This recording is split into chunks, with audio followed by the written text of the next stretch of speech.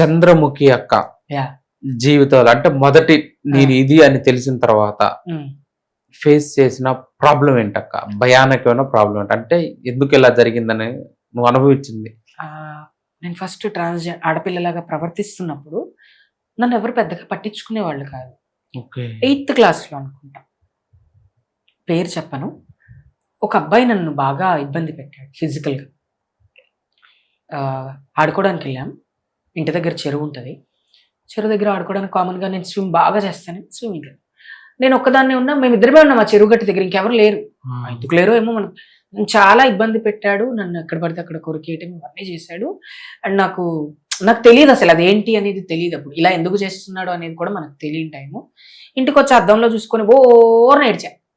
అప్పుడు దాన్ని అంటారని ఇది కూడా నాకు తెలియదు. నేను లైఫ్లో ఎప్పటికీ తనని కానీ మర్చిపోను, అండ్ ఆ డేని కానీ మర్చిపోను.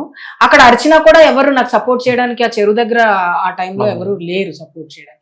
మేము డైలీ పొద్దున సాయంత్రం చెరువులోనే స్నానం చేసి వచ్చేవాళ్ళం. వాటర్ ప్రాబ్లం అప్పుడు హైదరాబాద్ లో. చెరువులోనే స్నానం చేసుకుని చెరువులోనే బట్టలు పిండుకుని వచ్చేవాళ్ళం. చిన్నప్పటి నుంచి మాకు అలవాటు అది.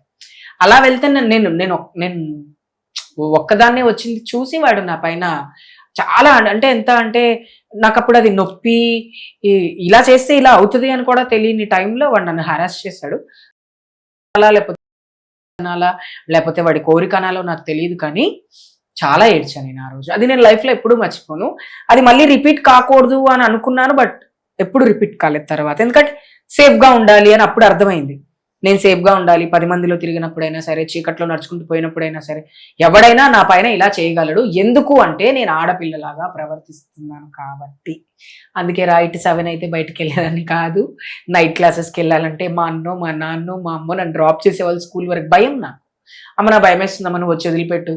తర్వాత మా సార్లు ఇంటి దాకా వదిలిపెట్టిన రోజులు కూడా ఉన్నాయి. ఎందుకంటే నేను అంత ఫిమినైన్గా ఉండేదాన్ని అనమాట. అప్పుడు అనిపించిందంటే నాలో ఉన్న ఈ ఆడతనం వల్ల నాకు సొసైటీ నుంచి ఇంత థ్రెట్ ఉంది కాబట్టి నేను బయట సొసైటీలో అందరిలాగా తిరగకూడదు. నేను కూడా మా అమ్మలాగా మా చెల్లిలాగా క్లోజ్ చేసుకొని టైం మెయింటైన్ చేయాలి అని అనిపించింది. అది బాగా ఏడ్చా. ఇప్పుడు తను ఉన్నాడు, తను మాట్లాడతాడు.